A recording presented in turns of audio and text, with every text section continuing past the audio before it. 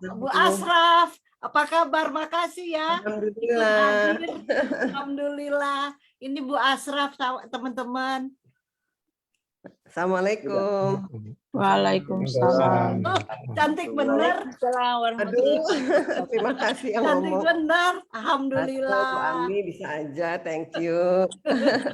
Sehat semua ya? Alhamdulillah sehat. Alhamdulillah. Terima kasih ya. Sehingga kita sama-sama. mendapatkan tamu yang hebat. Waduh, IICT. yang hebat yang di situ. Yang bikin kita ngiri. Alhamdulillah, berkat Aduh, bantuan. Bu Ami, Kenapa? udara di sana gimana? Udah mulai Ini dingin? lagi hujan. Oh, oke. Udah mulai dingin, tapi masih enak lah gitu untuk jalan-jalan, untuk ya olahraga di luar masih bisa, Enak ya. masih Iya. enak. Kapan kesini? Lihat IICT? Kepengen banget. Ya, ayo dong. Oktober ini kan kemarin Delta, akhirnya anak saya yang berangkat sama suami. Kebetulan ada urusan. Insya Allah Maret deh. Maret kalau nggak ada halangan. Maret Maret insya Allah. beneran ya, ditunggu di Pengennya IICT. ke Amerika, ke Kanada belum terpikir nih, tapi mau sih. Iya dong, kan udah di Amerika, masa sih? Ya benar-benar. Tinggal selangkah. Kebetulan ada profesornya Kak Alwi juga di Montreal, Toronto. Iya. Iya, supaya orang bisa Ya, Moga-moga apa Toronto. lupa saya Montreal. Profesor Montreal dekat. Profesor di Montreal dekat. Dekat ya. Toronto. Alhamdulillah. Bulan depan udah dibuka ini border, insya Allah Bu. Iya, kapan dibuka? Bulan November dari Kanada Sama ke bisa, Australia ya. ya Kanada bisa ke sana. Kalau dari US ke Kanada udah mungkin sebulan yang lalu udah buka. Oh gitu. Oke. Mungkin udah enak kalau memang mau berkunjung udah insya Allah udah Iya, bisa. insya Allah. Kalau bulan Maret ya insya Allah. Mumpung belum buka, kenalin Mas ini teman-teman DKM kepada Ibu Ashraf. Boleh ya. Mana? Kamu lah yang. Gue nggak ngeliat. Nah ini Mas Agung Prawosono MC. malam ini jadi moderator, tapi beliau sesungguhnya adalah presiden dari Istiqlal Toronto. Kemudian Mas ada Agung. Assalamualaikum warahmatullahi wabarakatuh, Ibu Ashraf. Salam. kemudian ada Mbak Desi juga anggota dari Assalamualaikum. DKM. Kemudian Mas Agus Hermansyah. Assalamualaikum warahmatullahi. Waalaikumsalam. Kemudian ada Pak Net ini juga dari board. Waalaikumsalam. Kemudian ada Mbak Linda sekarang ini. Assalamualaikum. Putrinya akan ngaji, insya Allah. Anaknya yang akan ngaji. Insya Nah, Allah. Masya Allah. Mas Ferry juga Wakil Presiden Vice President dari IICT. IICT. Bu. Salam kenal. Pak Alwi udah masuk ya? Oh, udah kayaknya sih Pak Alwi udah masuk. Assalamualaikum. Waalaikumsalam warahmatullahi wabarakatuh. Waduh, kita seneng banget nih di sini. Kita juga mengingatkan waktu kita di Toronto dulu. Wah, alhamdulillah. Tapi belum ada masjid. Iya, belum. Ya. Masjidnya baru setahun juga belum. Terima kasih Pak Alwi. Alhamdulillah. Sama-sama. Tapi jangan sampai saya kelihatannya. Alhamdulillah. Sekarang sudah pukul 9. Alhamdulillah kita on time ini. Bapak Ibu sekalian. Bentar ya. Baik Bapak Ibu sekalian, mari kita mulai acara kita pada hari ini. Bismillahirrahmanirrahim. Assalamualaikum warahmatullahi wabarakatuh. Waalaikumsalam warahmatullahi wabarakatuh. La nahmaduhu wa nasta'inuhu wa nastaghfiruh wa na'udzu billahi min syururi anfusina wa min sayyiati a'malina may yahdihillahu fala mudilla lahu wa may yudlil fala hadiyalah. Wa asyhadu an la ilaha illallah wahdahu la syarikalah wa asyhadu anna Muhammadan abduhu wa rasuluh. Bapak Ibu sekalian, alhamdulillah puji syukur kita ucapkan pada hari ini malam di Toronto, Jumat malam. Yang suasana ini agak hujan rintik-rintik di Toronto ini. dan di Indonesia, waktu Indonesia hari Sabtu jam 8 pagi. Terima kasih sekali Pak Alwi Shihab, Ibu Ashraf yang telah berkenan hadir bersama kita, bergabung dalam acara kita hari ini, dakwah bersama Istiqlal Toronto, diplomasi dari santri menjadi menteri. Kami ucapkan terima kasih sekali lagi Pak Alwi atas kesediaannya bergabung bersama kami. Baiklah Bapak Ibu, ini kita alhamdulillah juga live ini di Facebook, Pak Alwi, Bu Ashraf. Jadi ini kita live di halaman Facebook Live di AICT, halaman di AICT lewat Facebook. Kami ucapkan selamat datang juga dari Bapak Ibu sekalian yang bergabung, mungkin melihat dari Facebook ya, tidak bisa melihat dari langsung di Zoom kali ini. Baik, kita mulai ke beberapa acara hari ini. Nanti akan kita mulai dengan pembukaan, kemudian kita lanjutkan dengan pembacaan ayat suci Al-Quran. Marilah kita buka dengan bersama-sama membaca Al-Fatihah bersama-sama. Al-Fatihah. Bismillahirrahmanirrahim. Bismillahirrahmanirrahim. Alhamdulillahirabbil alamin.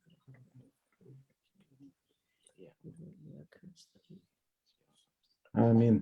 Amin.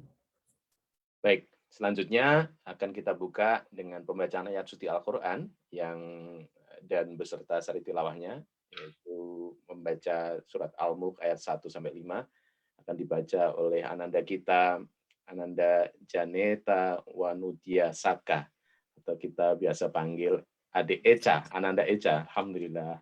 Alhamdulillah. Sama kami. Kami berserta. Assalamualaikum salam. A'udzu billahi minasy syaithanir rajim. Bismillahirrahmanirrahim. Tabarakalladzi biyadihil mulku wa huwa 'ala kulli syai'in qadir. Alladzi khalaqal mauta wal hayata liyabluwakum ayyukum ahsanu amala. Wa huwal 'azizul ghafur. Alladzi khalaqas sab'a samawati tibaqa. Ma tara fi khalqir rahmani min tafawut. فارجع البصر هل ترى من فطور ثم ارجع البصر كرتين ينقلب إليك البصر خاسئا وهو حسير ولقد زينا السماء الدنيا بمصابيح وجعلناها رجوما للشياطين وأعتدنا لهم عذاب السعير صدق الله العظيم. Blessed is he in whose hand is the dominion, and he is able to do all things, who has created death and life, that he may test you which of you is best indeed. And he is the Almighty, the oft-forgiving, who has created the 7 heavens one above another. You can see no fault in the creations of the most beneficent. Then look again. Can you see any rifts? Then look again and yet again. Your sight will return to you in a state of humiliation and worn out. And indeed we have adorned the nearest heaven with lamps, and we have made such lamps as missiles to drive away the shaitan, and have prepared for them the torment of the blazing fire.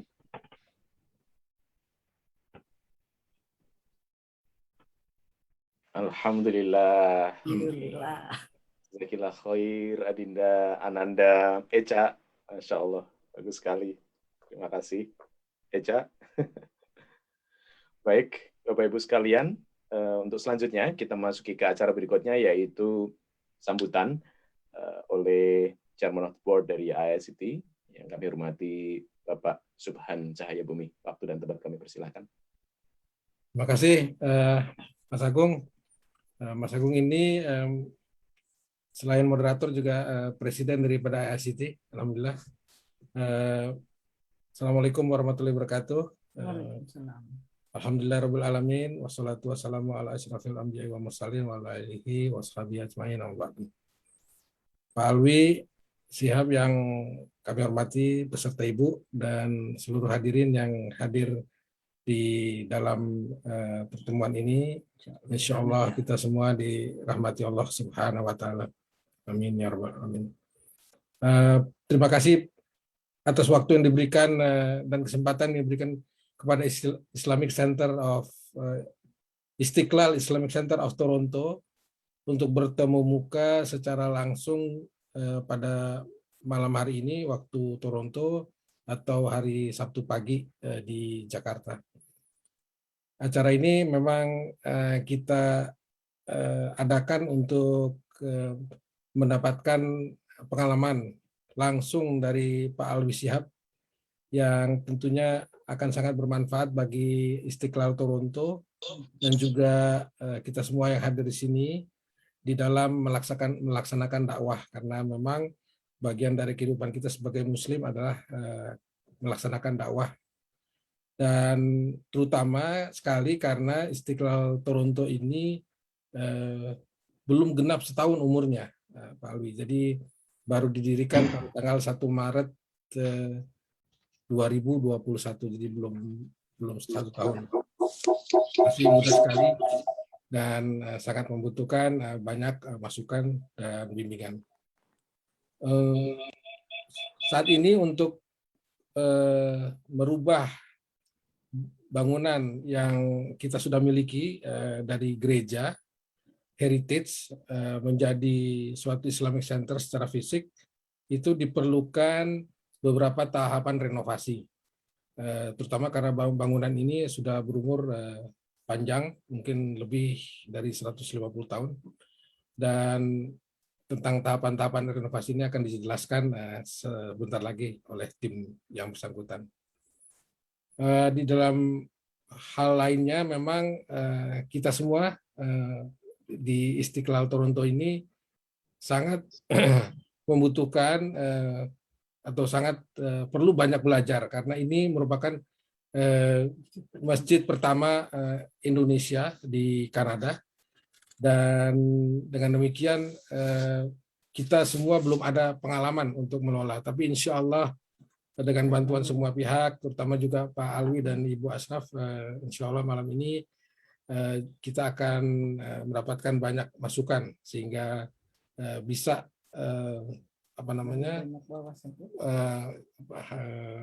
istiqomah di dalam membangun masjid. Tantangan banyak dan juga terutama memang di dalam di Kanada ini, sebagaimana diketahui, kita merupakan umat Muslim ini merupakan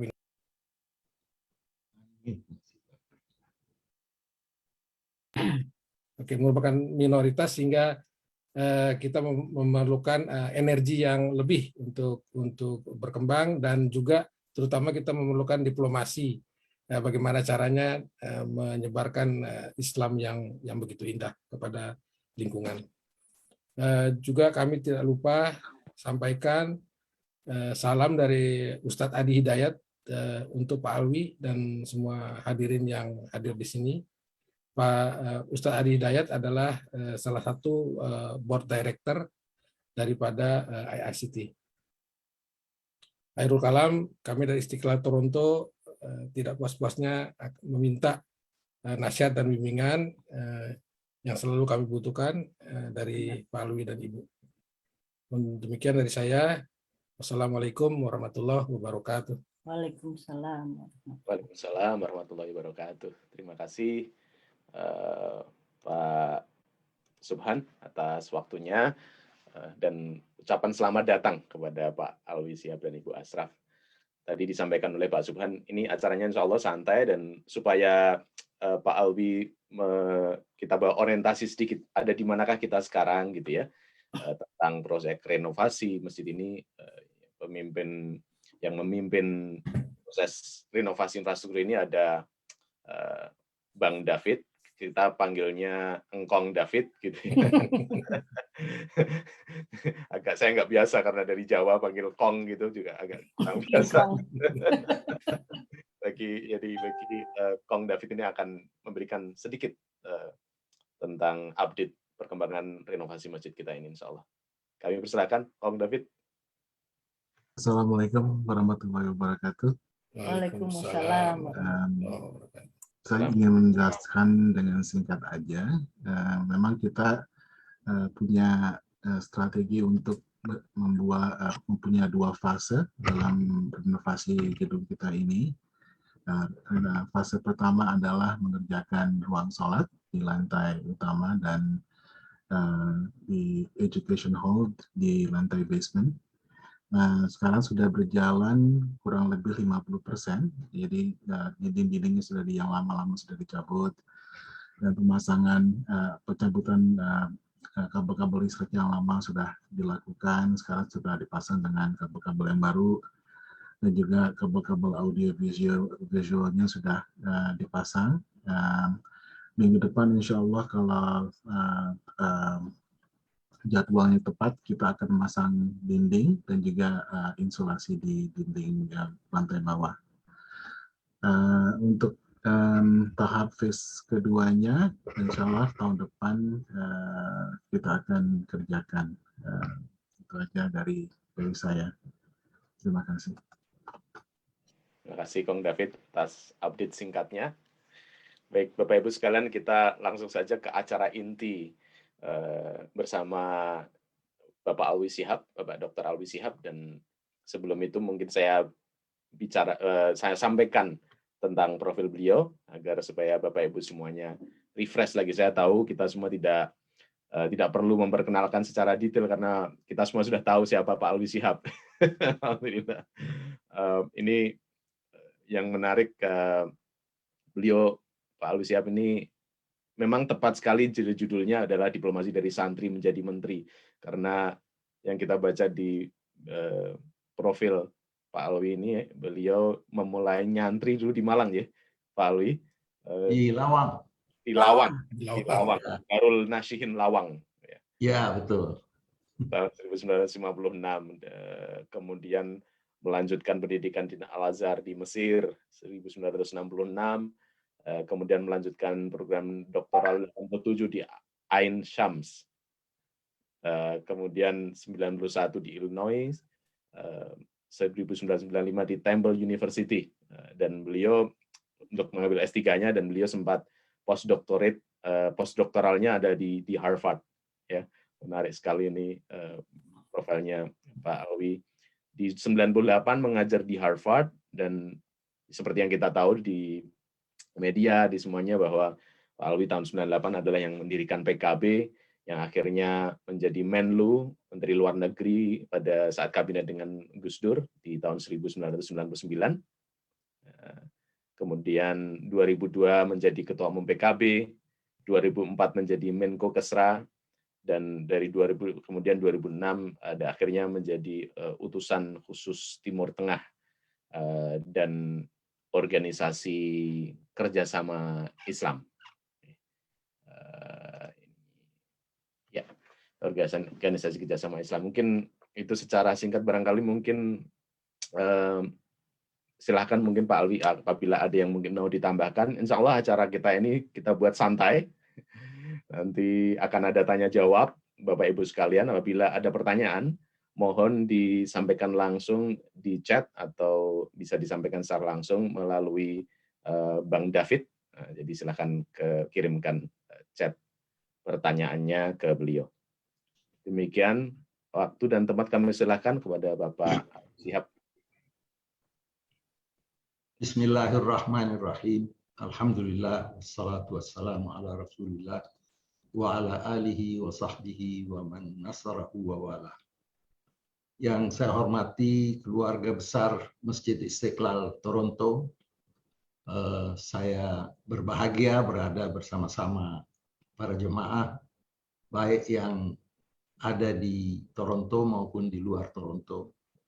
Dan saya juga ingin menyampaikan salam hormat kepada Pak Adi Hidayat yang tadi disebutkan menyampaikan salam kepada saya. Alhamdulillah saya seringkali juga mengikuti ceramah-ceramah beliau yang sangat bermanfaat. Judul sebenarnya adalah judul dari Toronto, bukan judul dari saya, karena ada unsur penonjolan di situ. Kalau dari saya tadinya pikir bahwa saya akan berbicara tentang kehidupan manusia secara umum. Dan tentu saja kita bagian dari makhluk Allah yang dimuliakan, mempunyai tanggung jawab. Saya ingin mengajak kita semua untuk dialog dengan Al-Quran. Jadi Rasulullah sebelum meninggal menyampaikan kepada kita semua bahwa ada dua hal apabila kita berpegang teguh, insya Allah kita tidak akan sesat, baik di dunia maupun di akhirat.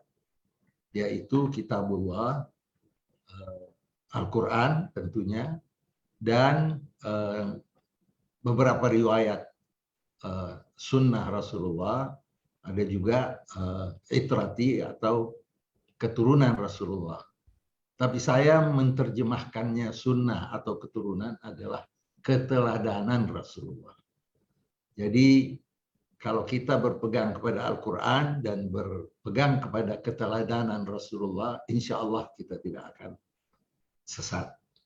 Pada hari ini saya ingin menyampaikan bahwa mungkin apa yang akan Bapak Ibu dengar tidaklah hal yang baru. Karena memang Al-Quran selalu mengajak kita untuk mengingat apa yang mungkin kita telah lupa, untuk selalu revive our memory, memfreshkan ingatan kita. Dari itu di dalam Al-Quran disebutkan fadzakir in nafa'atiz dzikra. Beri peringatan kepada siapa saja. Karena dalam peringatan itu insya Allah akan ada manfaatnya. Saya zakaru man yakhsha. Ada yang masuk peringatan itu dari telinga kiri ke kanan tanpa berbekas. Tapi saya zakaru man yakhsha. Tapi orang-orang yang komit dan takwa kepada Allah pasti akan mendapatkan pelajaran dari peringatan-peringatan. Dari itu Al-Quran juga disebut selain kitab, selain syifa sebagai obat bagi hati, tapi juga intinya adalah zikra, peringatan. Tetapi bukan peringatan begitu saja. Peringatan yang memberi manfaat adalah liman kana lahu qalb, yang memiliki hati yang reseptif. Jadi kalau mendengar sesuatu diterima dan hatinya ikut berinteraksi dengan peringatan-peringatan. Nah, sebaliknya, wa man a'rada an dzikri fa inna lahu ma'isyatan dhanka. Mereka yang berpaling dari peringatan-peringatanku, kata Al-Quran, maka kehidupannya akan sengsara. Wa nahsyuruhu yaumal qiyamati a'ma. Dan kami akan bangkitkan nanti hari kemudian sebagai seorang yang buta. Lalu orang yang berpaling tadi ini dan dibangkitkan buta, protes kepada Allah. Ya Allah, kenapa engkau bangkitkan aku buta padahal waktu di dunia dulu saya bisa melihat. Qala lima hasyatani a'ma wa qad kuntu basira. Qala kadzalika atatka ayatuna fanasitaha fakadzalika al-yauma tunsa. Sebagaimana halnya kamu telah saya berikan peringatan dan kamu berpaling dari peringatan itu, maka kamu seakan-akan seorang yang buta, tidak mau melihat, tidak mau mendengar, tidak mau merenung. Maka hari ini aku Tuhan juga melakukan hal yang sama dan seakan-akan lupa dan buta akan keadaanmu waktu di dunia. Jadi artinya orang yang berpaling dari peringatan-peringatan Allah itu akan menghadapi kehidupan yang sengsara. Mungkin kelihatannya bahagia di dunia ini, tetapi pada akhirnya dia akan ditempatkan di tempat yang tidak layak dan sesuai dengan kelakuannya tidak mengindahkan peringatan-peringatan. Dari itu di dalam Al-Quran juga disebutkan siapa yang akan mendapatkan kehidupan yang baik, hayat thayyibah, disebutkan di situ, man amila salihan, yang berbuat kebaikan. Dan berbuat kebaikan ini banyak sekali.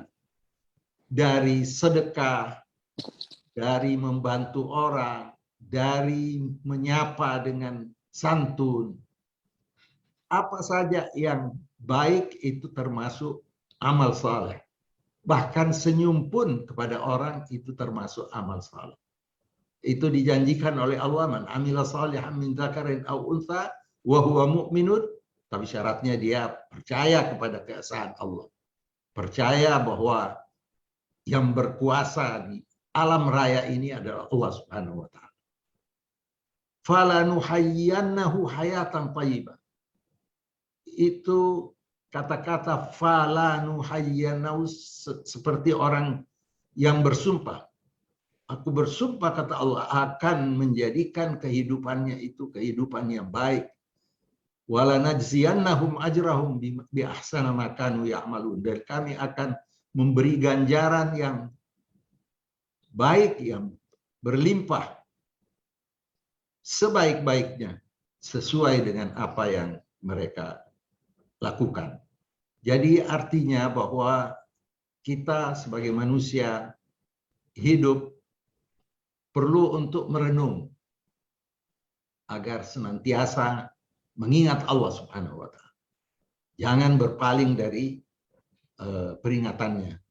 Orang bisa berpaling sebentar tetapi kembali lagi. Itu istilah tabah. Tabah itu kembali.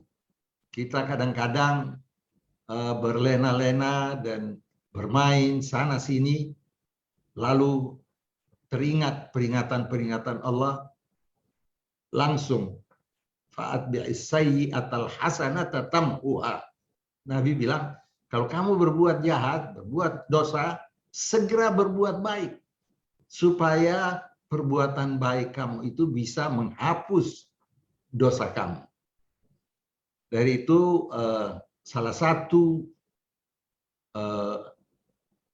hasil daripada peringatan adalah kita senantiasa mengingat diri kita sendiri dan sejarah kehidupan manusia sejak dibangkitkan oleh Allah Subhanahu wa taala. Kita tahu semuanya bahwa pada awalnya Allah Subhanahu wa taala mengumpulkan semua ruh-ruh manusia sebelum berada di alam materi. Dikumpulkan dan diajak berdialog dengan ruh-ruh itu, dan diminta kesaksian tiap ruh yang berada di tempat itu, asyhadahum ala anfusihim, diminta kesaksian diri mereka.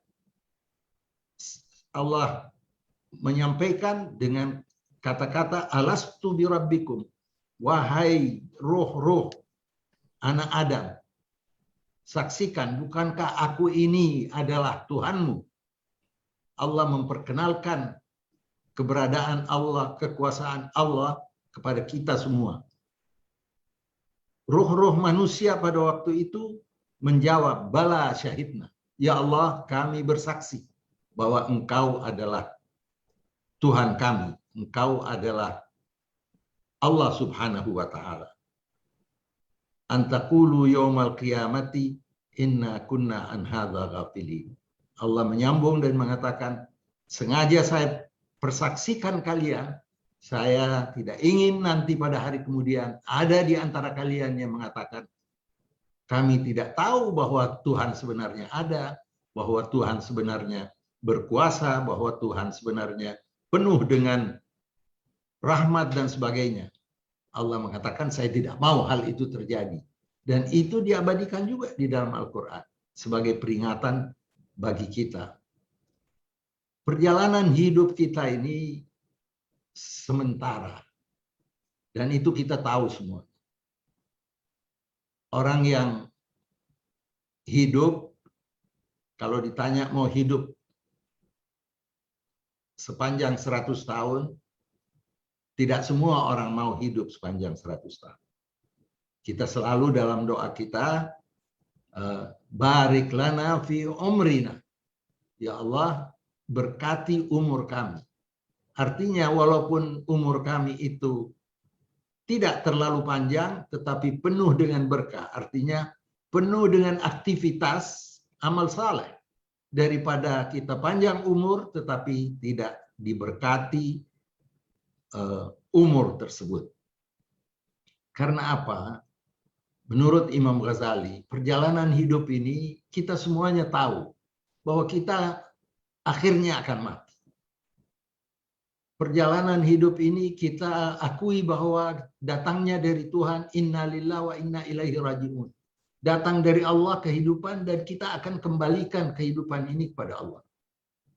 Jadi ulama-ulama termasuk Imam Ghazali menganggap bahwa kehidupan ini adalah suatu hadiah kepada orang yang hidup. Kenapa? Kita dimasukkan di dalam suatu sayembara. Siapa yang menang, siapa yang angkanya cukup, maka dia akan mendapatkan surga. Siapa yang kurang-kurang, tapi pada akhirnya bertobat, Allah juga akan menerima.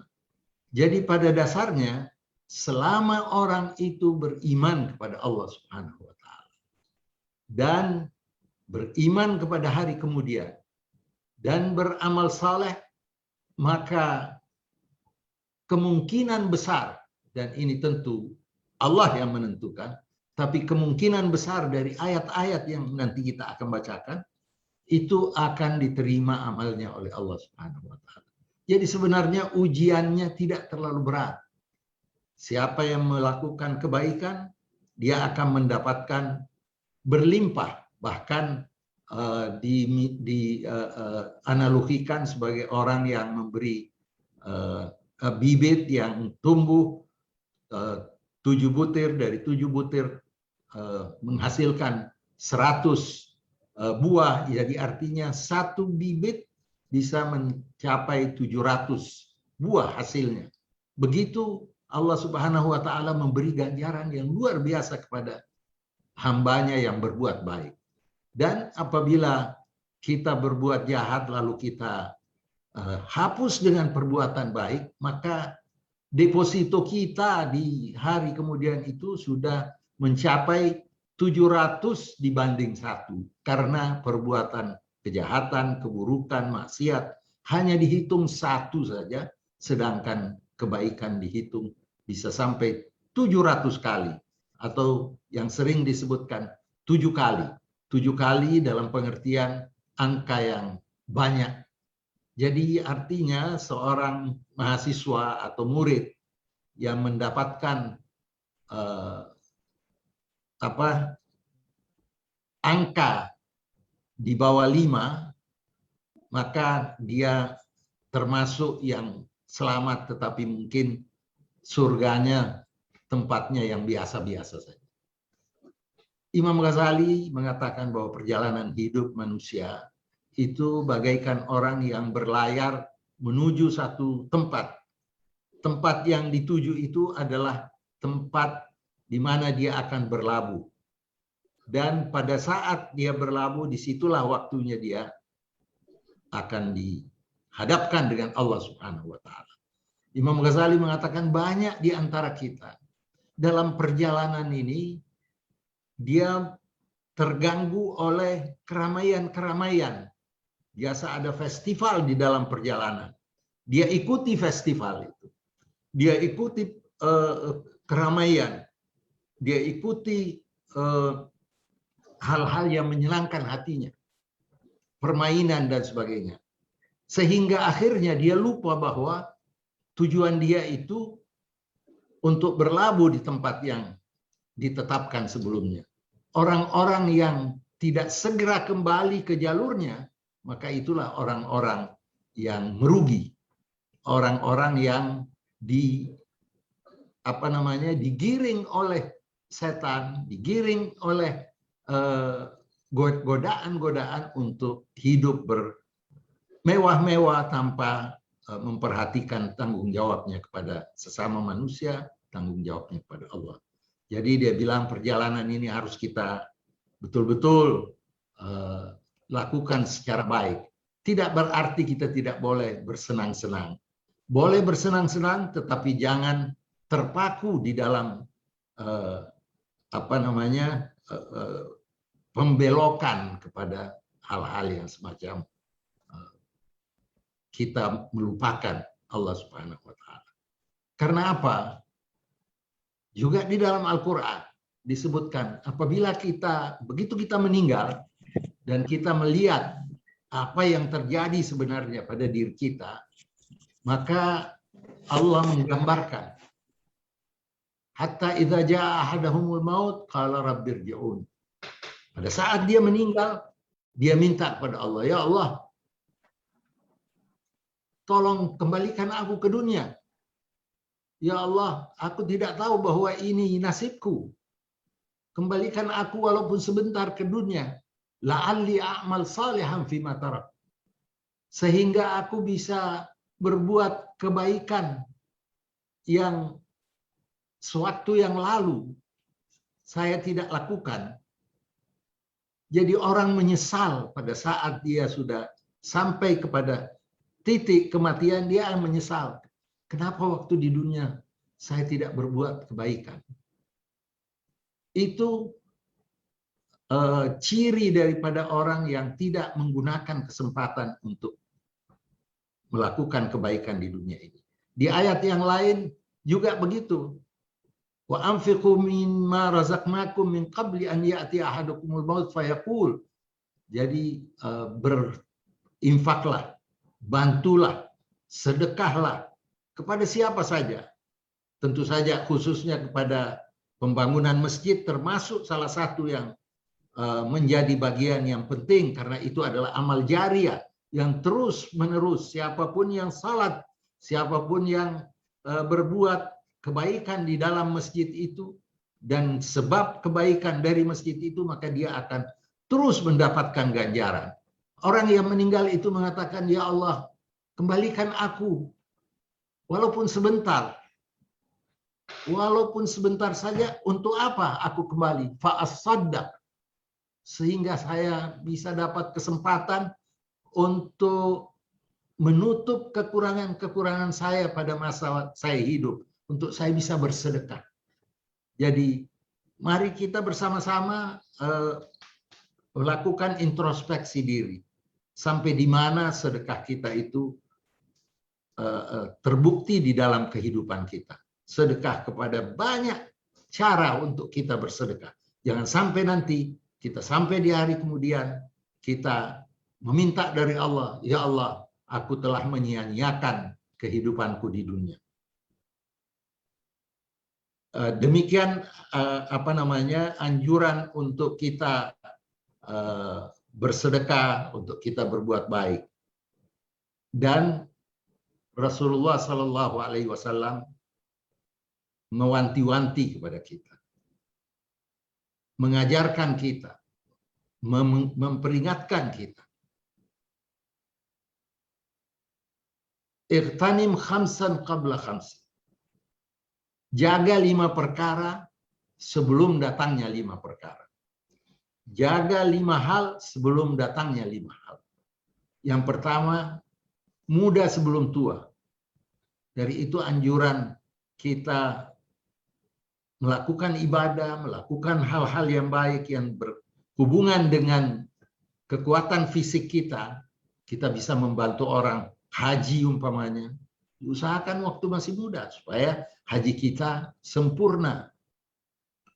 Kalau kita sudah tua, banyak hal yang mungkin kita tidak dapat lakukan semasa kita masih muda. Muda sebelum tua. Sehat sebelum sakit. Mumpung sehat, mari kita berbuat hal-hal yang hanya bisa dilakukan oleh orang yang sehat. Apa umpamanya? Membantu orang dengan fisik kita. Membantu orang dalam keadaan kita masih sehat. Taruhlah umpamanya kita mau membangun sesuatu Kalau kita sudah tua, paling kita hanya berdoa. Tapi kalau kita masih muda, kita bisa angkat pacul, kita bisa angkat batam, kita bisa misalnya. Jadi artinya, mumpung masih sehat, sebelum sakit, pergunakan waktu itu. Kaya sebelum miskin. Tidak ada orang yang bisa menjamin seorang kaya akan kaya selama-lamanya. Banyak sekali cerita bahwa seorang kaya tahu-tahu jatuh miskin. Mumpung masih kaya, masih ada kelebihan, mari pergunakan kekayaan itu untuk kepentingan amal saleh. Itu pesan Rasulullah. Yang ketiga. Yang keempat, luang sebelum sempit. Kalau kamu mempunyai waktu yang luang untuk berbuat kebajikan, jangan sampai suatu saat kamu mau melakukannya, tetapi kamu sudah sempit disebabkan karena sakit, disebabkan karena tidak ada kemampuan, atau disebabkan karena hal-hal yang lain. Mumpung masih ada peluang, masih ada luang waktu, lakukan. Karena satu saat akan datang waktu sempit di mana engkau tidak bisa melakukannya. Dan yang terakhir dan yang paling penting, hidup sebelum mati. Hidup, masa kita hidup sehat walafiat, walaupun senyum, itu adalah sedekah. Hidup, gunakan kehidupan ini untuk mengembangkan apa yang ada pada kita untuk berbuat baik. Dan jangan sampai perbuatan baik kita itu bisa terganggu oleh perbuatan kita sendiri. Kita membaca wailun lil musalli, celaka orang-orang yang salat. Orang-orang yang salat yang seperti apa yang celaka? Alladzina hum yura'un wa yamna'un al-ma'un. Dia buat salat, dia melakukan ibadah salat, tetapi pada saat yang sama sebenarnya salatnya itu bukan karena Allah, tetapi karena ingin dipuji, ingin disanjung, ingin dianggap bahwa dia orang baik. Itu yang namanya penyakit yang paling berbahaya, riya. Riya ini bisa menimpa banyak kategori manusia, termasuk ulama. Ulama yang riya, yang mau ditepuki, mau disanjung. Dari itu, ulama-ulama yang sejati, dia tidak mau menonjol dan tidak mau menonjolkan diri dan tidak mau ditonjolkan. Karena takut penyakit riya ini bisa terjangkit di dalam jiwanya. Nanti bapak-bapak, ibu-ibu, tolong baca sejarah hidup Imam Ghazali. Pada saat beliau mengajar dan dikagumi oleh penguasa, dikagumi oleh masyarakat di sekitarnya, saudaranya datang kepada dia di tempat dia mengajar, dia bilang, ya Muhammad Al-Ghazali, dia ajak bicara, dia bilang, apa yang kau lakukan ini belum tentu apa yang dihendaki oleh Allah Subhanahu wa Ta'ala. Langsung Imam Ghazali sadar bahwa betul apa yang aku lakukan, dan dia waktu itu masih umur yang belum tua, belum kurang lebih 35-40 tahun, masih semangat-semangatnya untuk dipuji orang. Imam Ghazali lalu meninggalkan pengajaran itu dan dia melakukan apa yang kita katakan, apa yang dikenal di alam tasawuf, khalwa, atau menyendiri dan meninggalkan hiruk pikuk puja-puji terhadap dirinya, karena dia takut sekali bahwa apa yang dia lakukan, walaupun secara zahir adalah hal yang sangat baik, tetapi sebenarnya di balik itu ada terbetik di dalam hatinya keangkuhan, rasa besar kepala bahwa penguasa dan masyarakat menjunjung tinggi dia. Ini penyakit yang luar biasa. Itu riya. Alladzina yura'una wa yamna'una al-ma'un. Dan tidak mau membantu, tidak mau menyantuni, tidak mau berbuat baik kepada orang-orang yang membutuhkannya. Rasulullah Shallallahu Alaihi Wasallam memberi pelajaran kepada kita. Ada seorang Badui datang kepada Rasulullah. Ya Rasulullah, beritahu aku kapan hari kiamat ini untuk saya tahu apakah pada masaku atau kapan. Rasulullah tidak menjawab, dia hanya berkata, ma'adatta laha. Apa yang kamu persiapkan untuk hari kiamat itu? Bukan kapan hari kiamat, tetapi apa persiapan kamu untuk menghadapi kematian atau kiamat kecil bagi tiap manusia. Itu yang perlu kita perhatikan. Dari itu di dalam Al-Quran disebutkan tazawwadu fa inna khairaz zadi taqwa. Kamu harus mempunyai bekal yang cukup untuk hari kemudian, dan bekal yang paling baik adalah takwa kepada Allah Subhanahu wa taala. Tanggung jawab manusia terhadap kehidupan yang dinamai sebagai hadiah besar dari Allah Subhanahu wa taala kepada kita semuanya. Alhamdulillah kita diberikan keimanan kepada Allah Subhanahu wa taala. Alhamdulillah kita masih sadar bahwa satu saat di hari kemudian akan ada suatu pengadilan yang maha tinggi dan yang maha adil. Dan kita masih sadar bahwa apabila kita berbuat baik, maka Allah Subhanahu wa taala akan memberikan peluang untuk hidup bahagia di dunia maupun di akhirat. Kita harus sadar akan nikmat hidup dan segala peluang dan kesempatan yang diberikan. Jangan sampai kesadaran kita menyimpang ke hal-hal yang lain. Kita harus bersyukur terhadap nikmat, bukan saja dengan mengatakan alhamdulillah, tetapi membantu manusia, membantu yang memerlukan, membantu orang-orang yang membutuhkan tetapi tidak meminta karena harga dirinya. Hal-hal semacam itu kita harus lakukan. Dari itu menurut ahli-ahli tasawuf, orang yang bersyukur itu lebih mulia ketimbang orang yang sabar. Alasannya bahwa orang yang sabar terhadap suatu bencana, suatu kehidupan yang sulit, itu kesabarannya akan memberikan ketenangan bagi dirinya.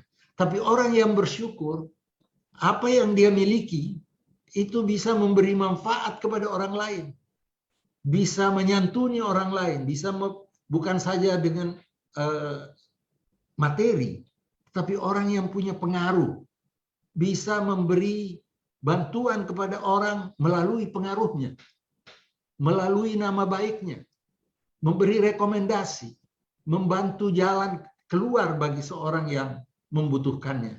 Itu arti daripada syukur. Dari itu syukur lebih mulia daripada sabar menurut ahli-ahli tasawuf.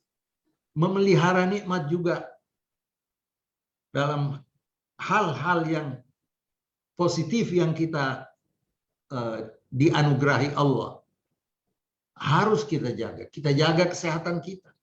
Kita jaga keluarga kita. Karena keluarga itu adalah suatu kenikmatan yang diberikan kepada Allah kepada kita. Tuntun mereka supaya mereka nanti akan menjadi orang-orang yang bisa dibanggakan oleh keluarganya dan dibanggakan oleh masyarakat luas. Tidak mengabaikan nikmat kesempatan. Ada kesempatan yang baik untuk membantu, ada kesempatan baik untuk menyantuni. Jangan sampai kesempatan itu kita tidak lakukan, karena pada satu saat kita akan menghadapi kenyataan. Menurut salah satu hadis dikatakan bahwa pada hari kemudian Allah menciptakan kotak-kotak besar bagi manusia, dan pada saat hari perhitungan, waktu mengumpulkan manusia semuanya, dia akan tahu mana kotak-kotaknya. Menurut hadis, bahwa ada 3 kotak penting di situ.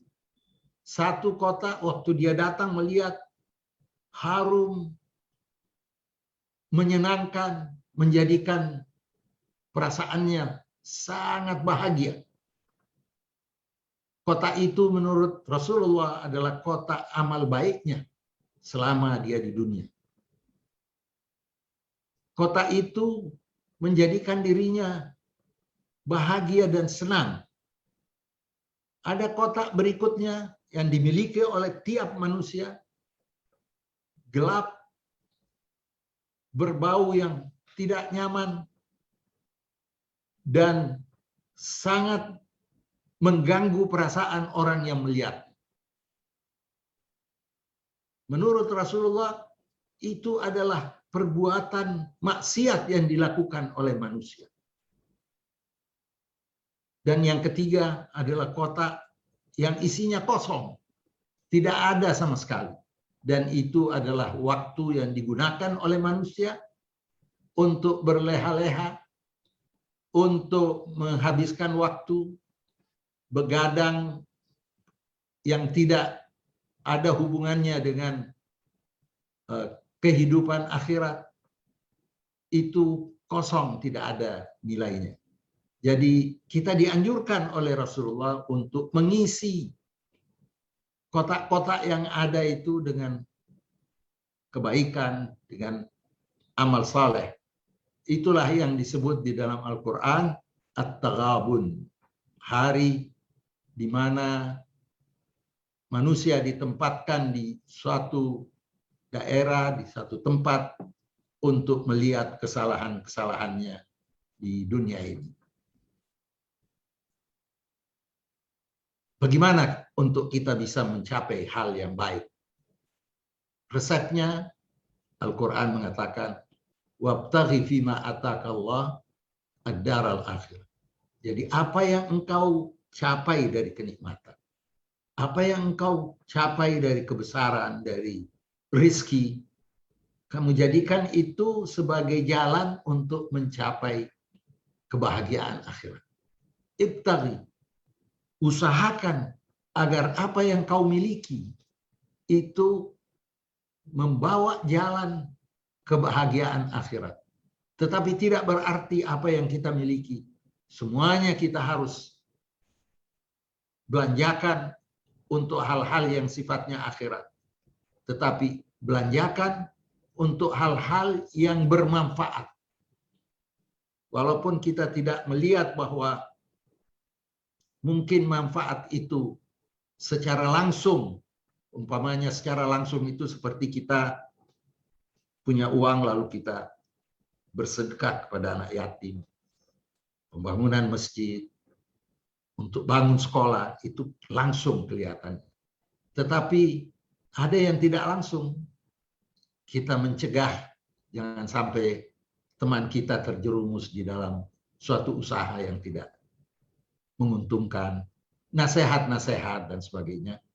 Nah, jadi Allah tidak hanya menuntut kita untuk hanya melulu kita berbuat untuk akhirat, tetapi la tansa nasibaka minad dunya. Jangan lupa bagian dunia ini juga jangan kamu lupakan. Orang yang punya uang jangan hanya semuanya dibelanjakan untuk kepentingan akhirat, lalu dia melupakan tanggung jawabnya di dunia ini. Banyak tanggung jawabnya di dunia ini. Mensekolahkan anaknya, mencerdaskan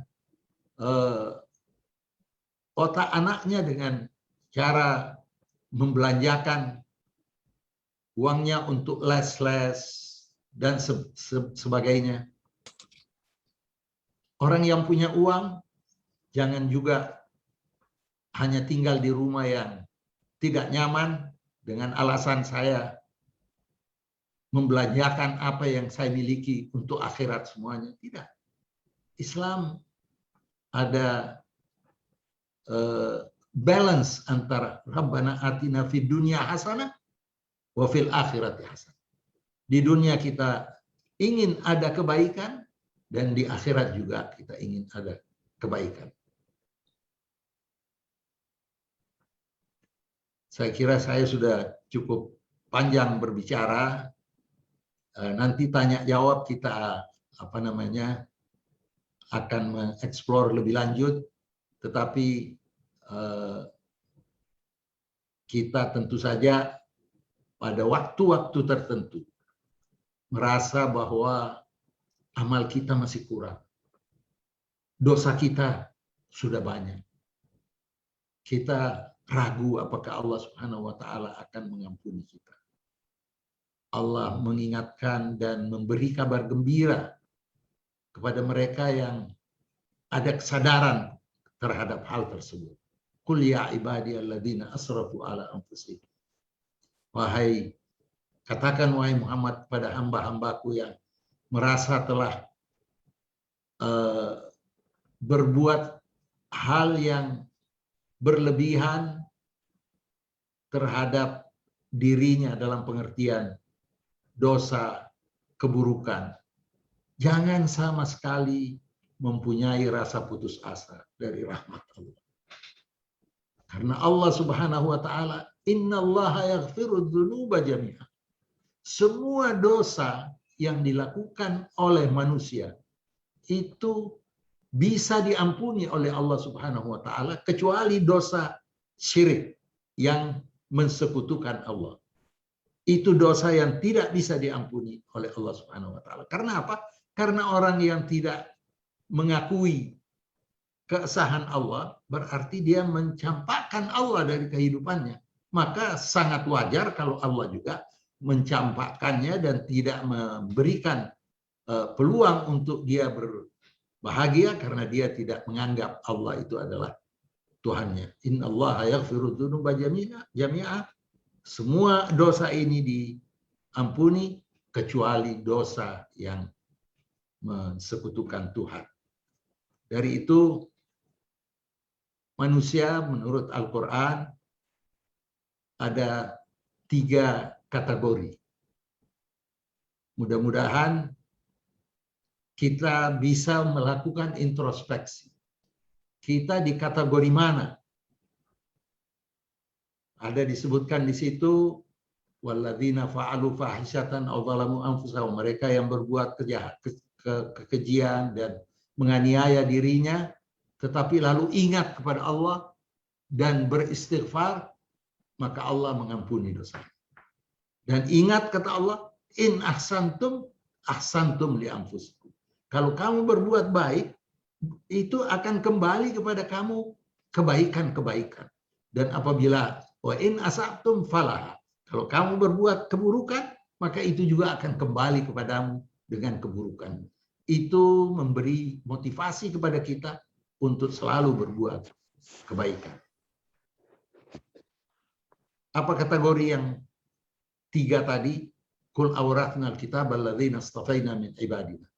Katakan wahai Muhammad, atau summa awrathnal kitab. Kemudian kami mewariskan Quran ini dan isi daripada Quran ini kepada mereka yang kami telah pilih dari hamba-hamba kami.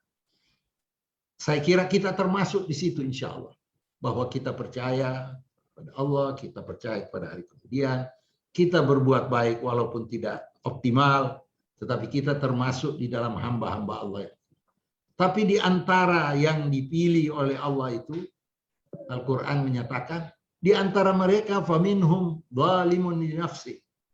Ada di antara mereka walaupun dia sudah diwarisi dengan kandungan Al-Quran, tapi dia masih menganiaya dirinya. Menganiaya dirinya ini artinya berdosa. Masih banyak dosanya.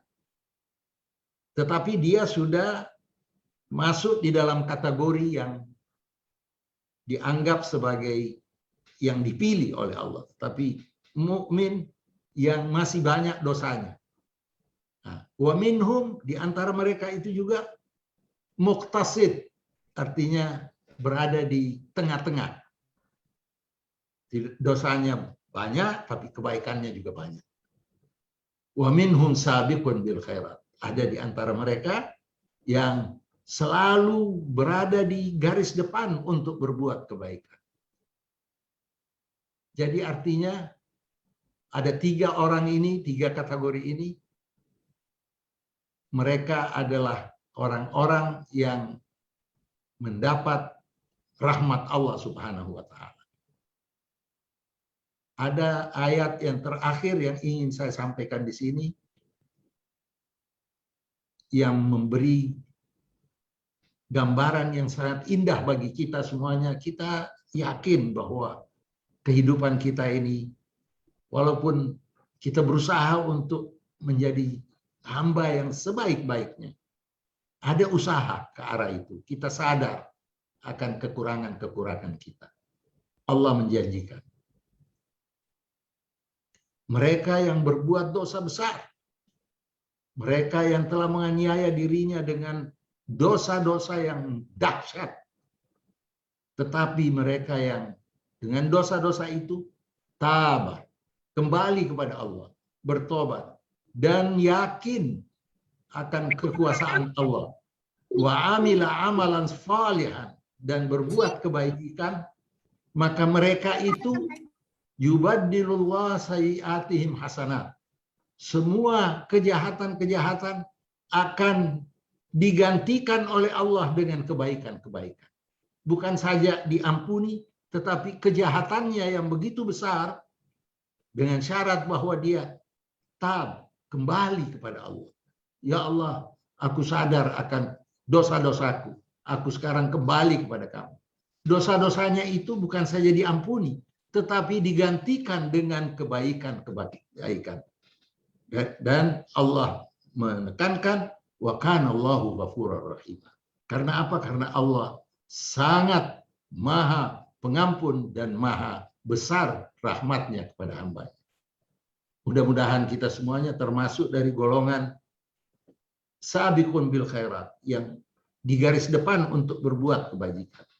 Saya merasa bahagia bahwa ada masjid di Toronto atas usaha orang-orang Indonesia yang baik-baik, dan semoga kita terpanggil untuk ikut membantu agar masjid ini menjadi tempat di mana kita bisa memberikan keteladanan ajaran Nabi Muhammad SAW dan kandungan Al-Quran di Toronto dan sekitarnya melalui teman-teman kita, baik yang memberi sumbangan maupun yang mendorong untuk mendapatkan sumbangan, ataupun yang cukup dengan berdoa kepada Allah agar masjid ini menjadi masjid yang makmur, masjid yang bermanfaat bagi daerah Toronto dan sekitarnya, dan juga bermanfaat melalui Zoom kepada bangsa lain termasuk bangsa Indonesia. Mohon maaf apabila ada hal-hal yang kurang berkenan. Wabillahi taufiq wal hidayah. Wassalamualaikum warahmatullahi wabarakatuh. Waalaikumsalam warahmatullahi wabarakatuh. Jazakallah khair Pak Alwi Shihab atas sharingnya, tausiahnya, untuk memberikan semangat kepada kita semua untuk berbuat kebajikan, mempersiapkan bekal kita nanti menghadap Allah Subhanahu wa Ta'ala, seperti yang disampaikan Pak Alwi Shihab tadi. Ini sudah ada banyak pertanyaan ini, Pak Alwi, alhamdulillah. Jadi saya langsung saja ke pertanyaan yang pertama, pertanyaan dari Uni Desi. Pertanyaannya adalah mengenai bagaimana untuk terus memantapkan diri istiqomah berdakwah di negara barat. Jadi mungkin barangkali juga mengelaborasi dengan pengalaman Bapak Alwi Shihab dulu waktu mungkin pada saat di Amerika seperti apa. Kira-kira bagaimana Pak Alwi? Moga. Dijawab langsung ya? Jawab langsung. Nanti ada beberapa pertanyaan setelah ini. Apa yang dibutuhkan umat Islam khususnya di negeri barat ini, dengan segala macam keadaan yang tidak menyenangkan, adanya Islamofobia, Islam sebagai agama dianggapnya sebagai agama yang keras, Islam sebagai agama yang tidak menghargai hak-hak asasi dan sebagainya. Yang sebaik-baik cara untuk berdakwah adalah keteladanan. Kita memberikan contoh-contoh baik bagi akhlak seorang muslim. Saya pernah hidup di Philadelphia bersama keluarga.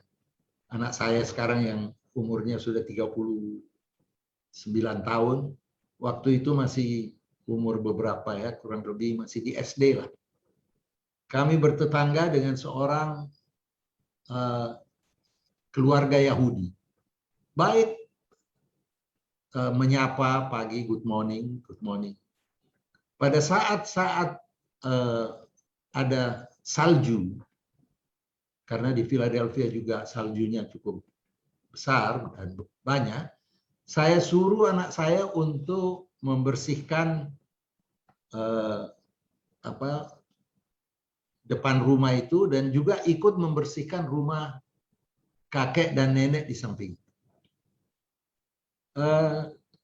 Yang tadinya hubungan ya hanya sangat terbatas secara protokol saja, morning, evening, itu saja. Setelah kejadian itu, anak saya ini mau dibayar. Biasalah di sana orang yang membersihkan salju kan mestinya dibayar. Tentu saja saya sudah sampaikan sama anak saya di sini, kita harus berbuat baik pada tetangga kita. Karena itu adalah bagian dari ajaran agama Islam bahwa berbuat baik dengan tetangga. Akibatnya, beliau orang-orang tua ini merasa bahwa ada hal yang aneh karena dia melihat bahwa tidak terjadi hal yang semacam itu di tempat lain. Lalu dia tanya kepada saya, kamu ini dari mana? Saya dari Indonesia. Agamanya apa? Agama saya Islam. Langsung dia jawab, tapi kebaikan ini pasti bukan dari Islam, tapi ini dari Indonesia. Jadi dia sudah membedakan antara Islam yang ada di benaknya, bahwa Islam yang tidak friendly, Islam yang keras, Islam yang kasar, yang anti-Yahudi dan sebagainya, dengan Indonesia yang bagi dia belum tahu, tapi dia sudah bisa memilah. Nah, disitulah ada kesempatan kita untuk menjelaskan bahwa sebenarnya apa yang dilakukan anak ini adalah bagian dari ajaran Islam yang harus kita menghargai tetangga, membantu orang tua, dan seterusnya. Dengan demikian, tanpa dia sadar, mereka sadar, telah masuk pandangan perspektif yang positif terhadap Islam.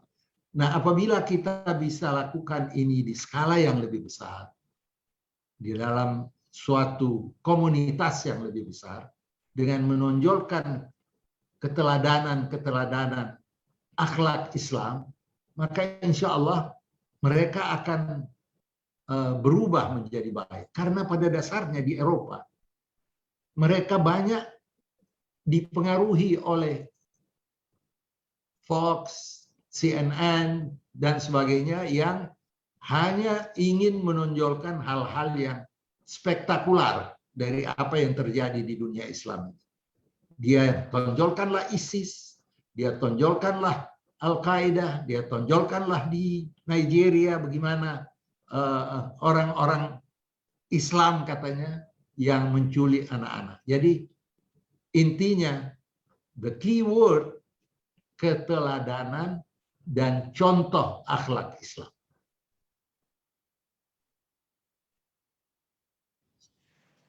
Baik, jazakallah khair jawabannya Pak Alwi. Keteladanan keywordnya ya tadi, contoh perbuatan yang baik. Ini langsung saja ada pertanyaan yang kedua. Ini Pak Alwi ini langsung saja mungkin akan langsung disampaikan oleh penanyanya. Bu Ami, kami persilakan, monggo. Assalamualaikum Pak Alwi. Terima kasih atas penjelasannya. Kebenaran masjid kita ini dikelilingi oleh orang-orang yang non-muslim. Tapi alhamdulillah juga kami dicintai oleh tetangga-tetangga kami dengan mengambil contoh seperti ketika kami tidak berada di masjid itu, halaman masjid kami yang rumputnya sudah mulai harus dipotong, mereka potong untuk masjid kita, alhamdulillah. Terus banyak dari tetangga-tetangga kita yang kira-kira lebih jauh dari lingkungan masjid itu sendiri, tiba-tiba datang dan mereka bilang bahwa oh alhamdulillah, mereka bersyukur bahwa oh ini Islam, iya Islam. Mereka tahu bahwa itu gereja mereka dulu. Terus kemudian apa namanya? Saya dengar kalian guys orang-orang yang baik, ternyata Islam baik. Ini Islam dari mana ya? Mereka nanyakan. Oh kita dari Indonesia, alhamdulillah. Jadi mereka sekarang menyatakan bahwa Islam Indonesia itu sangat membuat mereka nyaman.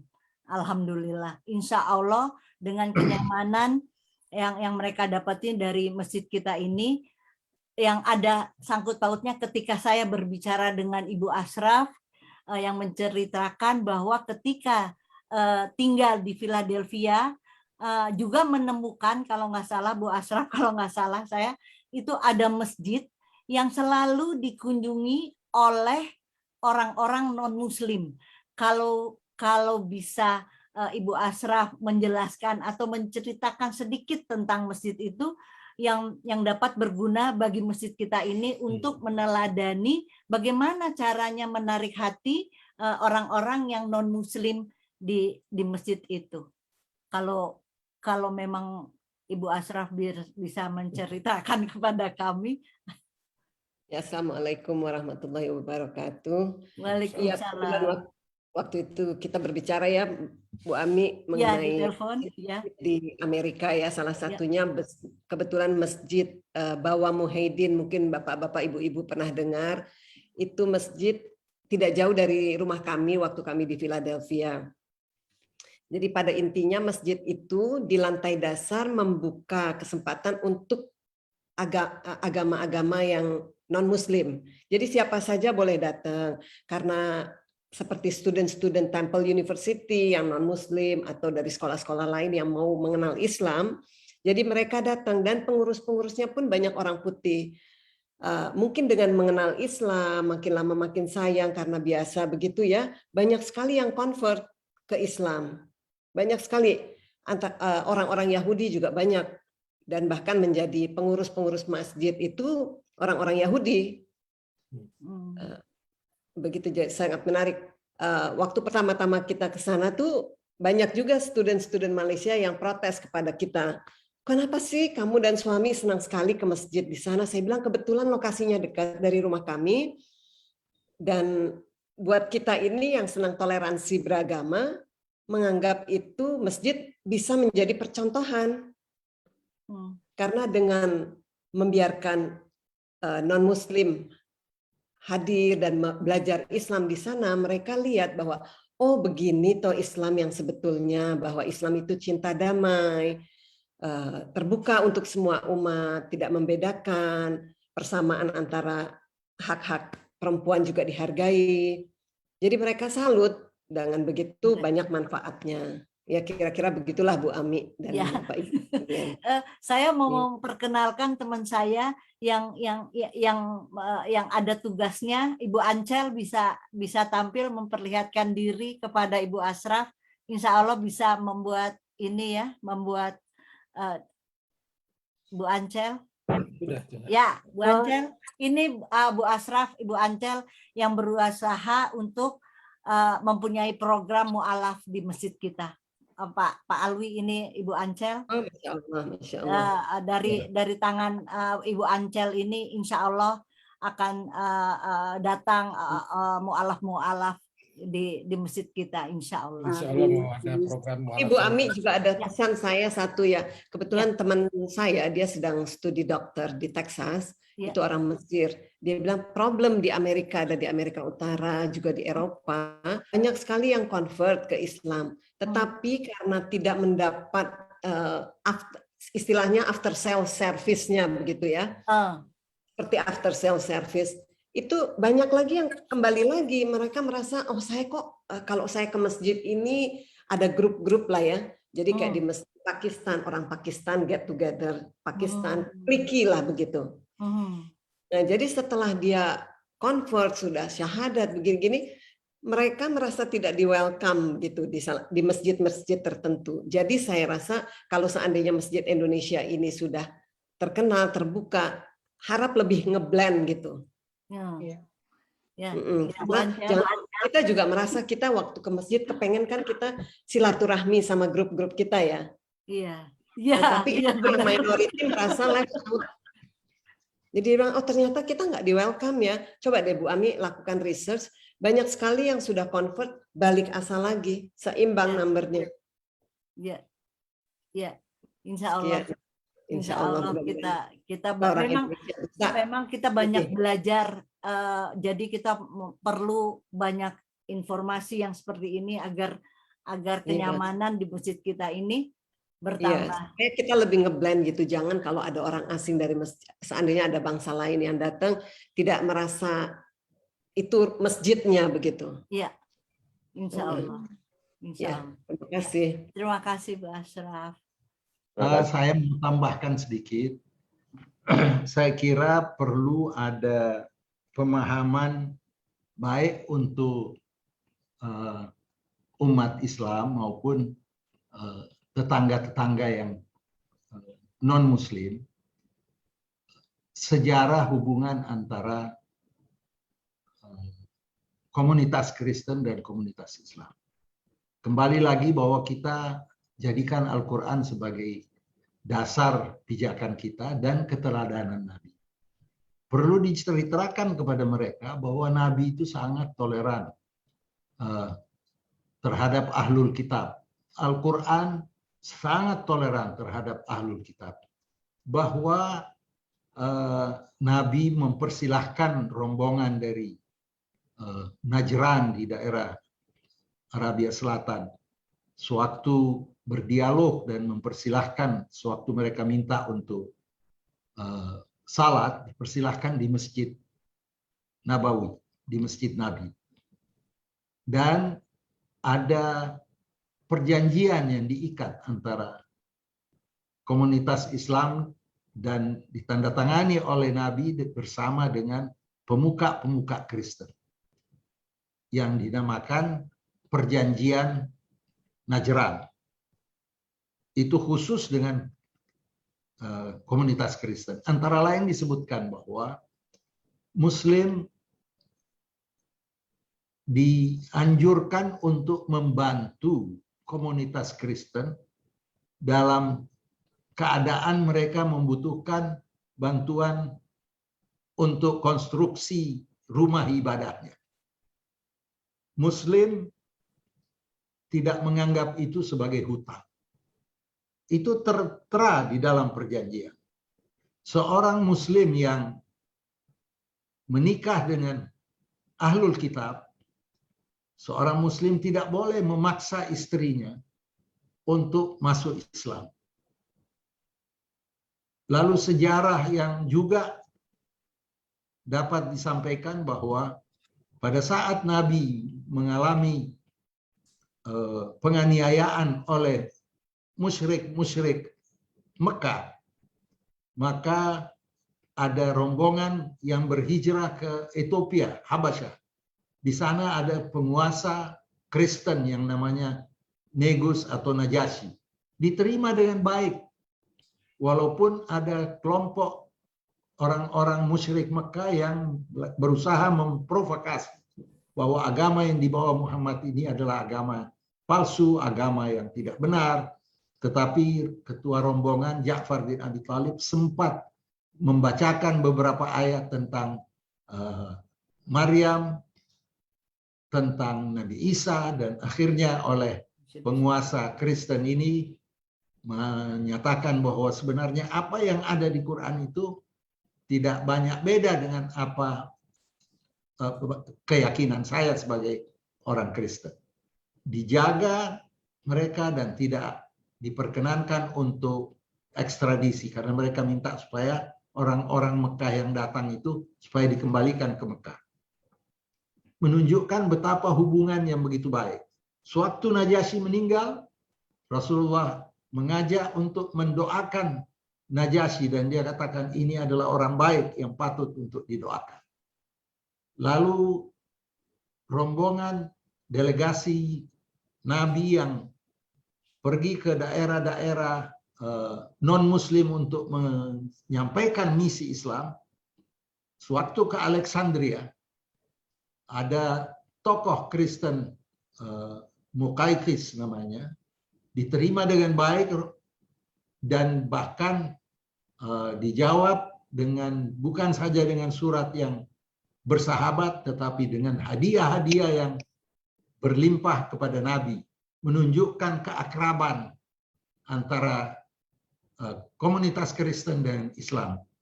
Di antara hadiah yang diberikan itu adalah seorang perempuan yang bernama Maria Al-Qibtiyah, Maria yang dari Egypt, yang akhirnya